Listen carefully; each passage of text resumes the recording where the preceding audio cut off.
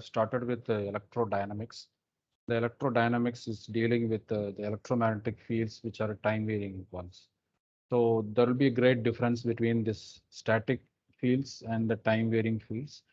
So you're supposed to give a little attention over it, and you have to visualize the behavior in terms of time. And we started with uh, describing this time varying fields and what is the very important relationship between that two is like whenever there is a time varying magnetic field crosses a particular loop, the loop will produce the electric current. And this will not happen for a magnetostatic field. So this means that there's supposed to be a motion either in terms of the source of the magnetic field or the receiver, the loop. Anyone supposed to move. This is one behavior. Or we can create time varying signal. So that is very easy that we are going to take a signal source and this is given to a solenoid and this solenoid will create the magnetic field. And whenever this is a time varying one, the magnetic field also will be time varying one. So this time varying one, if we give it to a loop and that loop will produce the current. So that is the logic used in the transformer. And this movement of magnet or movement of the loop is used in the so-called electric generators and motors. And now we are actually going to see the overall works of the James Clerk Maxwell and some of and how he derived the expressions, the four important equations, famously known as Maxwell's equation. So Maxwell actually he has spent most of his time in mathematics, and he largely inspired by Newton's differential calculus. So there he introduced the operator, that is the differentiation, which we call actually this d by dt. It is an operator. This operator can be used on any particular function. So this is what the basic works of the differential calculus. But this operator, when it is time dependent one, it is very difficult to manage simultaneously.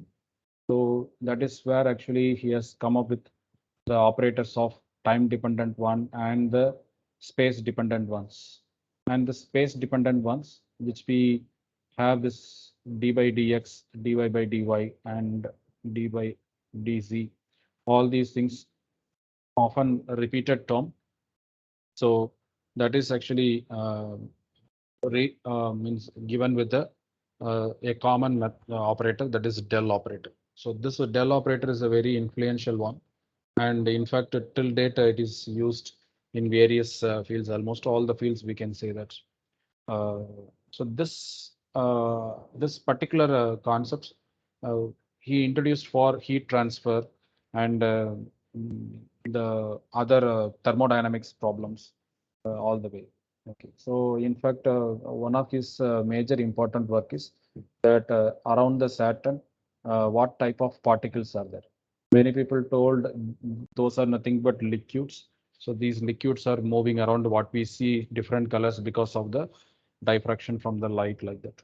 But Maxwell, he applied the thermodynamics and he said in if if there is a object and just around that if we have a gravity and what will happen within about uh, a few years itself all these objects will be grouped up and you will get a small moon will be there. But in case of the Saturn, we have big moons outside, but in the center they have this ring. So this ring supposed to be made up of particle, and he applied the original mathematical expressions to derive that. And it is, in fact, there is one of the very important works, very early days itself. I think in age 21 itself, he has come up with that. Then he joined in the Royal Society of Science, and he become very remarkable person. And in the history, he is considered as uh, after Newton, he is the one uh, being considered as one of the most influential person in the field of physics. So just if you for to tell the influencing nature of Maxwell, people used to tell like in Einstein's room, there were only 4 photos. One is Michael, yeah, this Newton and Michael Faraday and Maxwell, and then finally Gandhi, like that. So these were the 4 people he been largely influenced. And Maxwell, of course, he directly influenced by Einstein and all his theories like gravitation theory. If you see that there will be several similarities will be there. And later that theory only proves that actually gravity is not a force, it is a acceleration like that. So I think many of you by this time know about the nature of gravity, and that also largely done with the help of Maxwell's equations. And Maxwell, about in the very final days, actually he has written one great book that is often means quoted for almost several thousand times, and that book is named as the Treatise of Electricity and Magnetism. And inside that, you can also find the date of the publication, all these things. And more interestingly, uh, in the prologue itself, you can find that the theory I propose may therefore be called as electromagnetic field theory, like that. So, in fact, the author himself named the concepts of the field theory, and therefore, uh, in his times itself, they will be very clear about this electromagnetic field theories. And this Maxwell's equations, there are 4 equations. First one is named after Gauss law. So the very first Maxwell's equation tells about the nature of the charged particles. So this is clearly states that the Gauss law, what we refer as that if there is a bunch of charges and which is encapsulated by a body, and just perpendicular to that we will be having exerted electric field, and this electric field which number of field lines which we call flux, and this number of field lines is equal to the number of charges. So in other words, it is clearly saying that typically the electron, which is a particle and which is equal to the electric field itself or electric flux lines, like that one can easily understand. So there itself they have come up with the idea of particle wave duality. And so this is what the Gauss law, and the Gauss law, which is nothing but the integration, volumetric integration of the charged body with respect to the charge density, and which is equal to the flux itself. And the flux we can calculate by integrating over the closed surface. So this is what the exact Gauss law, that if you integrate all the flux lines over the closed surface, which will be equal to the volumetric integral of the charged body itself. So both are going to give the same value, that is total Q.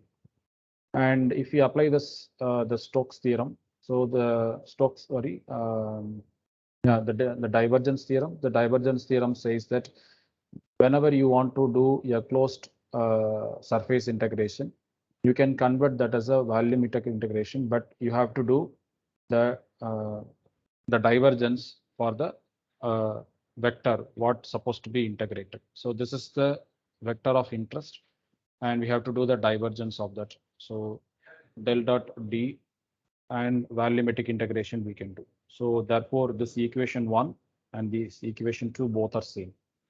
Therefore, we can cancel out this volumetric integration. By the way, you will get del dot D equal to rho, which in other words, the smallest possible dimension of the uh, flux is nothing but the charge itself. So that is what indirectly it means. So this is what we often refer as the first Maxwell's equation. So the equations we can directly identify with this del operator. So you have to keep in mind. The next one is Ampere's law. The Ampere's law, of course, it states that if there is any current flow, and there will be a magnetic field just around that, and this will not happen for a stationary charge. The charge supposed to move, In that case, in order to calculate the total current in the given structure, you have to calculate the magnetic field just around that. For this, often we draw ampere in path and we will integrate over the line. So the line integration of the uh, enclosed surface or enclosed or the closed loop corresponding to the magnetic field will give the current, the electric current was what is passing through the structure. And of course, here we can apply the Stokes theorem. Here, the del operator is actually applied upon the vector of interest. So the vector of interest, and here we will, like how we do the divergence theorem with the dot product, here we will do with the cross product. When we do that, then we can have the equivalence. The corresponding equivalence is nothing but the charge density itself. By the way, we will get del cross H equal to J. And this del cross H equal to J is only applicable to a static magnetic fields. It cannot be applied for the magnetic ones because we have Faraday's law for that. This is the second equation. And this is one of the most controversial equation, which even Maxwell himself been uh, largely discouraged for. And many people used to tell him that this not because this we cannot apply for time varying ones. So that is why. Next one is the describes the nature of the magnetic flux. The magnetic flux which is created by a source, and it is always closes by its own structure itself. So whenever you take a dipole, and there will be positive, negative, and there will be a magnetic field will be closing all the time.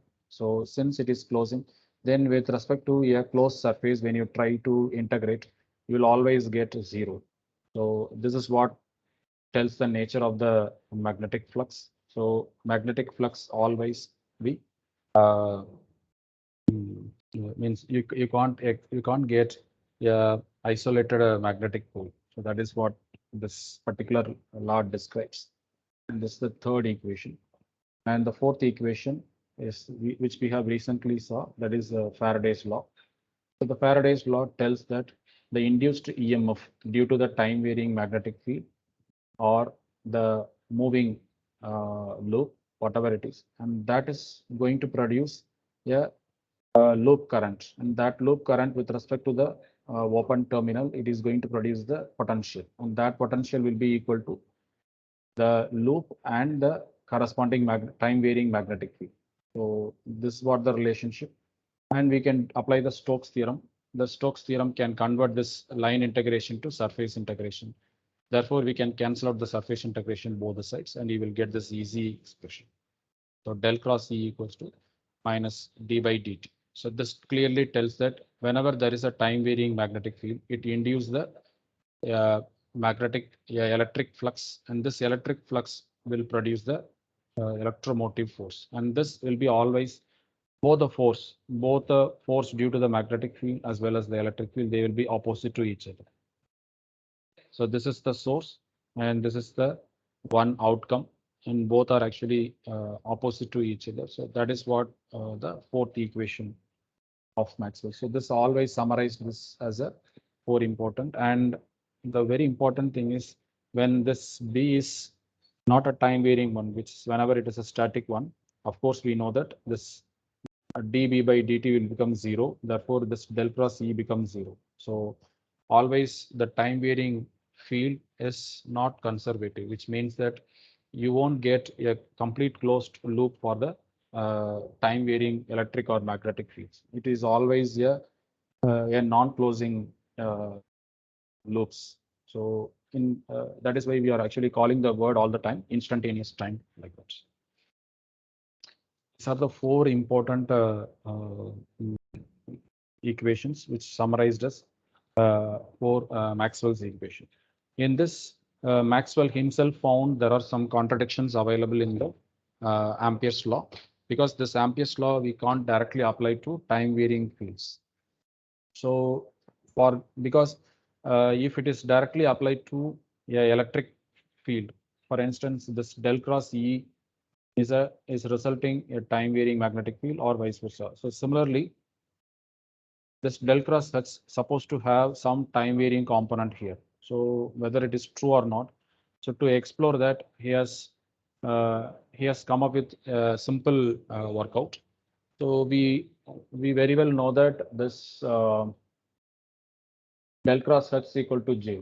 Okay, so this is only for time independent one. So irrespective of time, J and H both are time independent quantities. So when you take the divergence of that, so now we are going to take the divergence on both sides. So when you take the divergence on both sides, what we supposed to get is divergence of curl of any particular vector supposed to be 0. This is simple mathematics. This I think all of you know about that, the this differential vector calculus. So this del cross has always be 0, and therefore this del cross J also supposed to be 0. But whenever you apply a time varying signal, so you are applying a time varying signal, it is keep on varying with respect to time, and it is varying with respect to time. At the same time, it is also varying with respect to space as well. In that case, at any particular point, if you try to take this dj by dz, it cannot be 0, and therefore it cannot be 0 for this dj by dt itself. So which means that if there is a time varying current and that corresponds to time varying or space varying current, both are almost same and both cannot be 0. And that is what described as the current itself. So this del dot J is nothing but the the current which is varying over the space, and there comes the uh, corresponding equivalence with respect to time. So which is nothing but so rho v, which is nothing but charge density with respect to time, which is nothing but the current itself, which cannot be equal to 0. So now if this is true, then we supposed to get this controversial. So what he thought is why it cannot be that for a time varying field, this del cross H plus something. So this is actually very well known that whenever there is a mathematical expression go not equal, left hand side is not equal to right hand side, what we will do is we will add one constant and we will try to calculate the constant and we will subtract at the end. So that is what the general way. In fact, Maxwell himself, he has done very similar ones. So he introduced another term. Okay, he named as something like J naught or something, later named as JD. Okay, so this is actually the fixed constant, and this is actually unknown constant. We're supposed to find out that. So how to do that? We are once again applying this uh, divergence. So when you apply the divergence for any particular vector, you will get 0. And this is true for both the right hand side also, it is same. So if we are applying this for this plus symbol, and if we can split means, we will get the del operator is a uniform one, uniform linear operator. So now what we are actually going to do, we are going to make this del dot J equal to 0. Therefore, we can easily find del dot JD. For this, we supposed to apply the initial conditions. So in order to do that, we can easily say that this del dot JD is going to be, so we well know that this is equal to 0. Therefore, we can easily say that this del dot JD is equal to minus del dot J. Now, what is this del dot J? We already know about that. This del dot J is nothing but minus dou rho by dou t, so which will give plus dou rho by dou t, which is a time varying one. And this we can easily take this rho, and according to the very first Maxwell's equation, that is rho is equal to del dot D. So if we substitute this expression here, so you will get dou by dou t of del dot D will come. And this, since this operator is a linear operator, you can bring this dou inside. You will get del dot dou by dou t. So what it gives, this del dot JD is equal to del dot dou D by dou T, like that it comes. Therefore, we can cancel out both the linear operators. Then you will get JD is equal to dou D by dou T. So what is this? What is this meaning is in a time varying in a time varying current, there will be two currents will be there. One is the current which is passing in the structure itself, and there is another structure means there is another current which will be means which will be just around the structure, and that is what he referred as displacement current. Okay, this displacement current can propagate even without the nature means without the help of the current carrying conductor itself, and it can propagate and it can reach the another conductor without any struggle, and that is what often referred with this capacitor, how this current is happening. And so whenever there is a current and it is keep on going, and this after this a true current will stop. It is like this.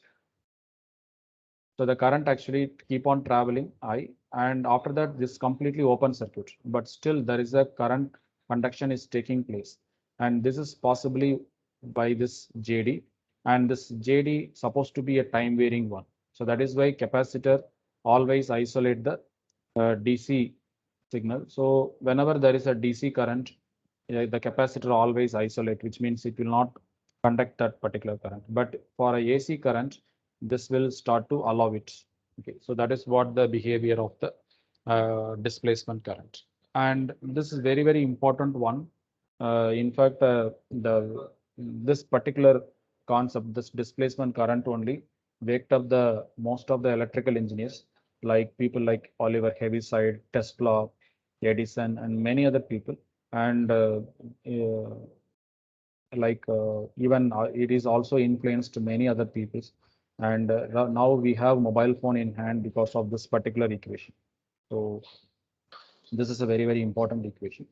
So what we can understand from this particular equation is, so dou D by dou T. So this dou by dou T is equal to 1 by T. Okay, 1 by T is nothing but the frequency. So you can write this dou by dou T of D. You can write in other words like this frequency into D. Okay, whenever there is a time varying flux and the time varying periodicity is with respect to a particular frequency, and in that case, this which is equal to JD itself. So the displacement current will keep on increase when you can increase this the frequency. Okay, the magnitude, if you increase also, it won't create any big change, but this frequency increase will create very high displacement currents.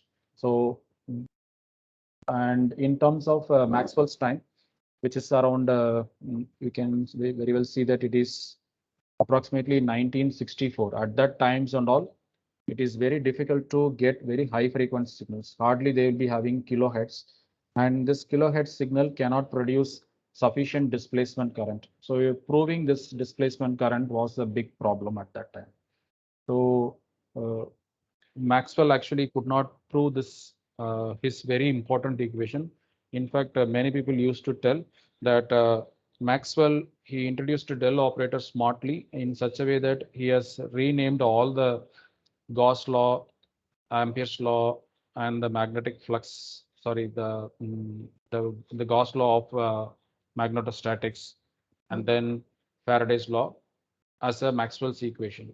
So this actually many people never consider this is a contribution, but one of the true contribution of the or considers the original contribution of Maxwell is displacement current. But he failed to prove it experimentally because at that time he don't have sources for high frequencies. So and he this actually spreaded a lot, and many people started to work on high frequency signal generation. And one of the important fellow who worked on development of a very high frequency signal generator is J.C. Bose. J.C. Bose actually worked in crystal oscillators. So there are some crystals And these crystals, they will be having small regions. Whenever we send the electrical signal, they will be mechanically vibrating themselves and they will produce some high frequency signals it will produce. Okay, they are actually called vibrators, or often referred as the crystal oscillators. And this electrical signals, I think many of you know that crystal this vibrator watches are there. So whenever we give a key or whenever there is a handshake, that will be producing uh, signals, and with that signal itself, it can sustain for a long time. So very similar to that. So still these kind of crystal oscillators are preserved in, I think, in Cambridge University. Still, it is available, which completely developed by J.C. Bose. And for this contribution only, J.C. Bose photo being printed in the currency of uh, currency of this UK bank, that is the England's bank currency is. You can also see that there is a, I think, $5, or I think, or $10, I think so. Sorry, €10, which actually you can see JC Bose photo. You just imagine that a Indian photo, if it is given to the hands of uh,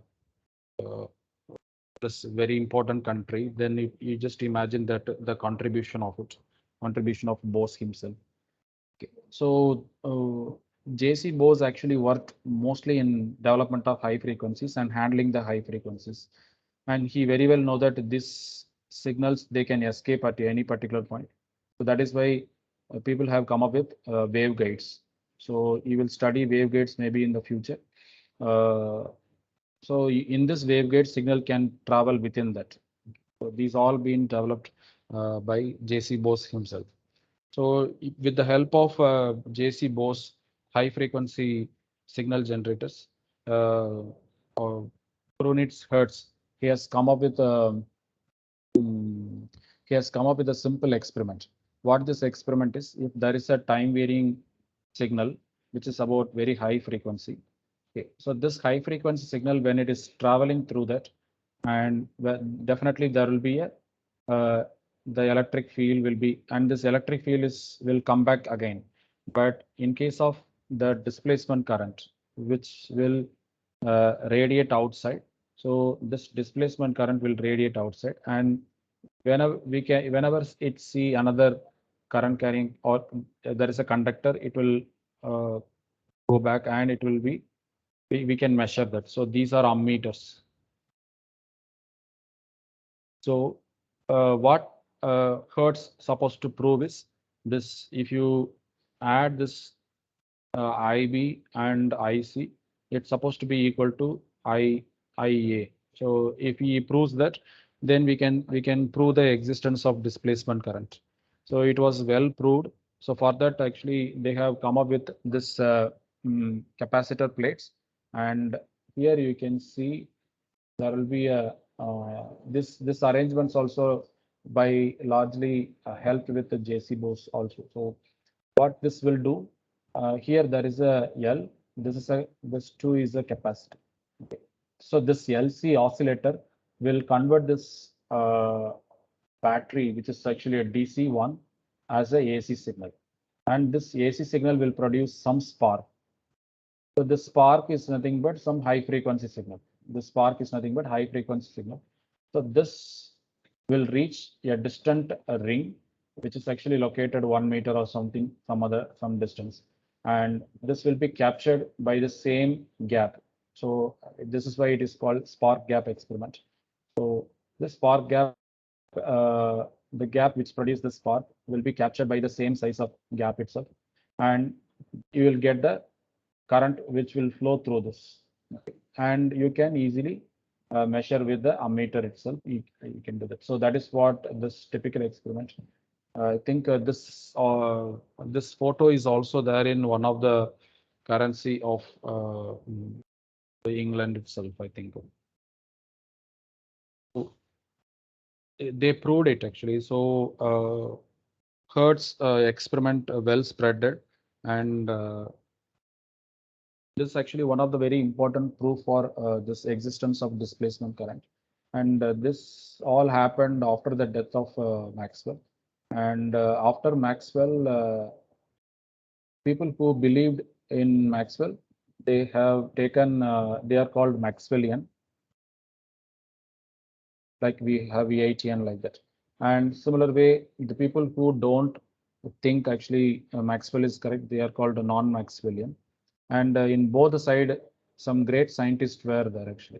Here we have Hertz and J.C. Bose, and then even Einstein, like that actually great, even Helmholtz, and then Lawrence, like that actually very important scientists, they are believing that.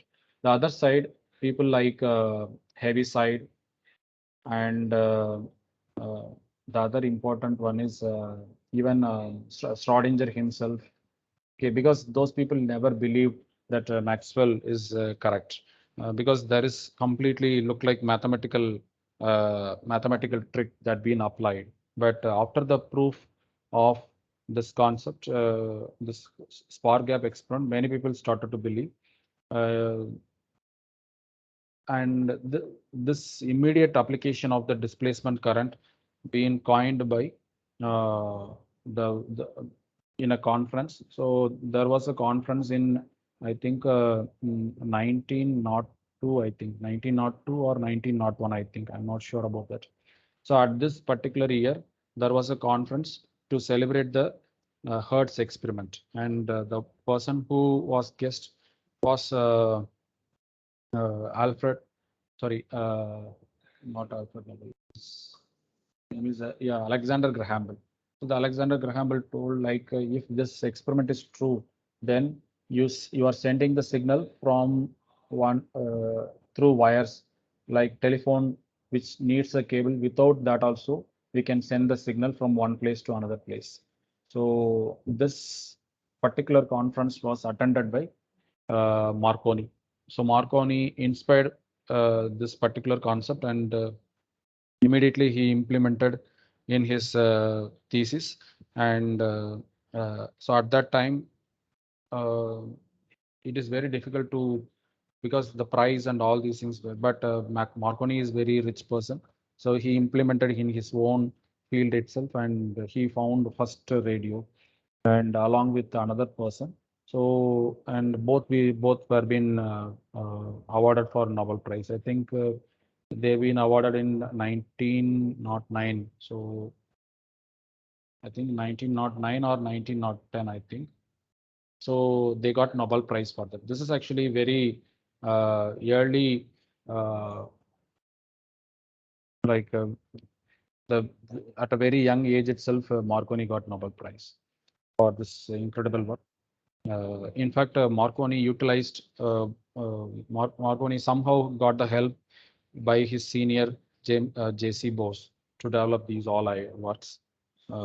And but many people are arguing that J.C. Bose very well know about the high frequency signal nature, and he already described all these in his notes about the this kind of radio wave, how it can. And in fact, he also demonstrated within the Cambridge University. It seems like that, but there is no solid proof for that.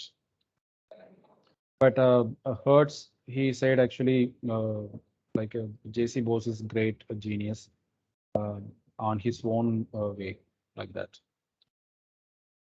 Displacement current actually influenced a lot, and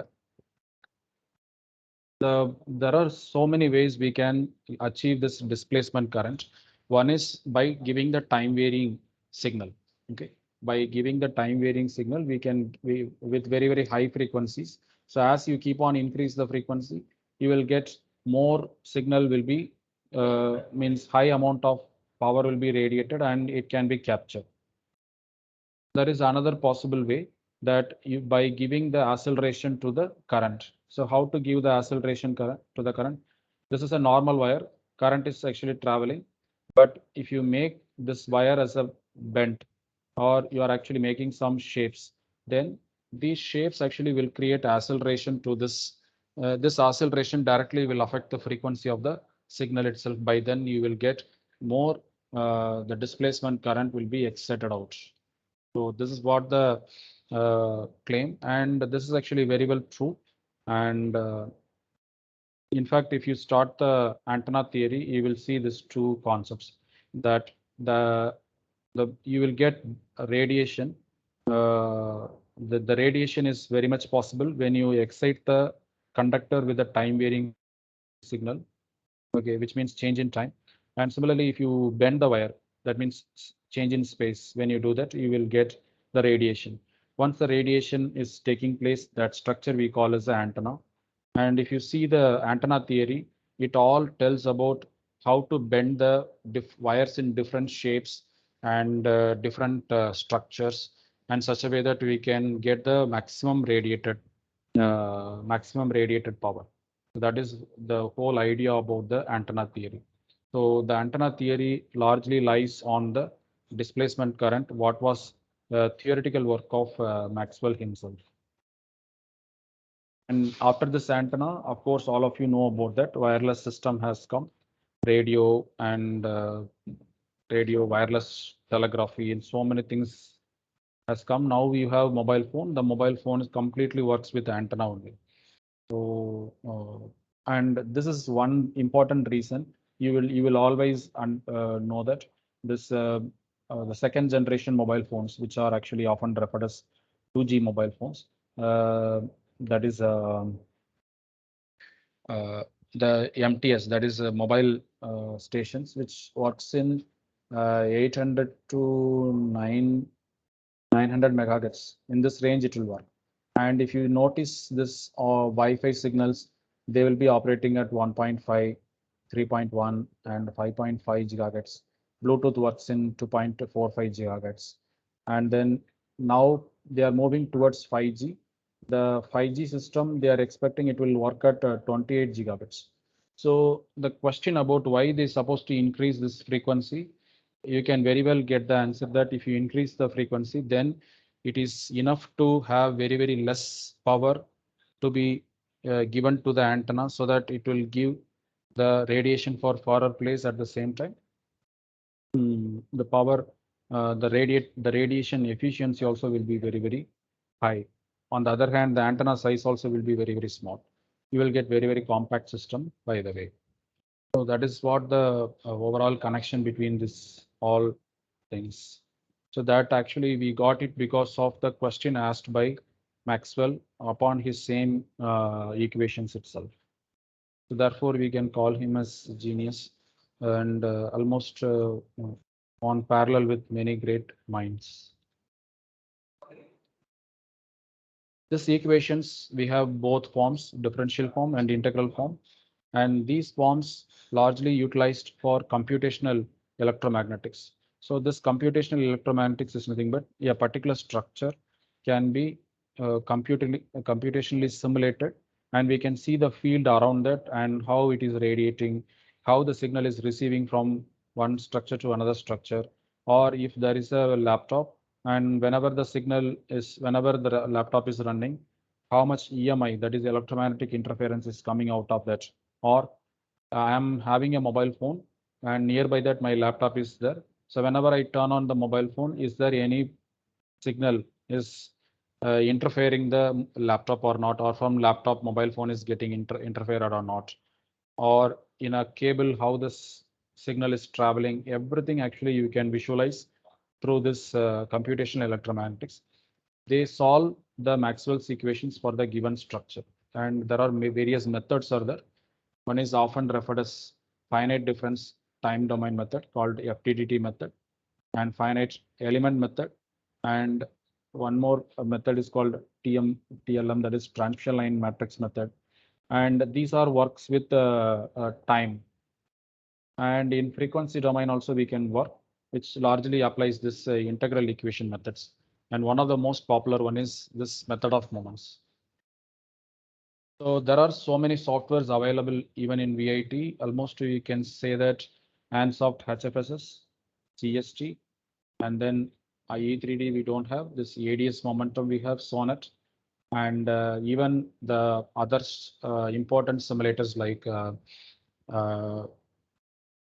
this same FDTT method based so many software tools we have. So they all can be utilized to study the electromagnetic nature of a particular structure. So with this, actually, you can understand how transmission lines works, and what about the properties of them, how a particular antenna works. For instance, what you see here is nothing but the antenna which is used for our 4G communications. They often referred as inverted F antenna. So this inverted F antenna has many advantages, like it has almost, you can see that around almost all the direction it receives the signal. So one of the very simplest structure, and we can study its properties using this Maxwell's equations only. And we can also create structures which is giving the, for example, if you take the particular structure, this is, let's say it is having epsilon r, which is a positive value, but by manipulating the structure, you can get the overall epsilon r as negative value. These are called negative dielectric constant materials, often referred as metamaterials. So this kind of analysis also can be done with Maxwell's equations. So Maxwell's equations allows negative dielectric constant as well. So this very surprising ones. And we can study how signal travels in a space. Everything we can find out. And how signal, how structure radiates, or how electromagnetic wave is scattered. So let's say there is a plane wave is traveling, and how the structure will scatter it in different directions. So all the way we can find it. And the structure can be expanded up to light waves also. And you can see here there are very recent work actually. So when there is a lightning strikes on a particular place, how this lightning travels just around the earth. And it is estimated that this will go around some approximately 5,000 kilometers. In other words, if let's say if there is a lightning takes place in Delhi, definitely from Chennai, you can definitely detect that. Okay, so you need a very sensitive tool only, but definitely you can do it. And you can completely model the mobile phone, and you can see how it works. Everything you can easily understand. Then how uh, how electromagnetic wave affects the human body. And you can see that this actually, using measurement, people have calculated the intensity of the electromagnetic wave, how it is heating up that particular body.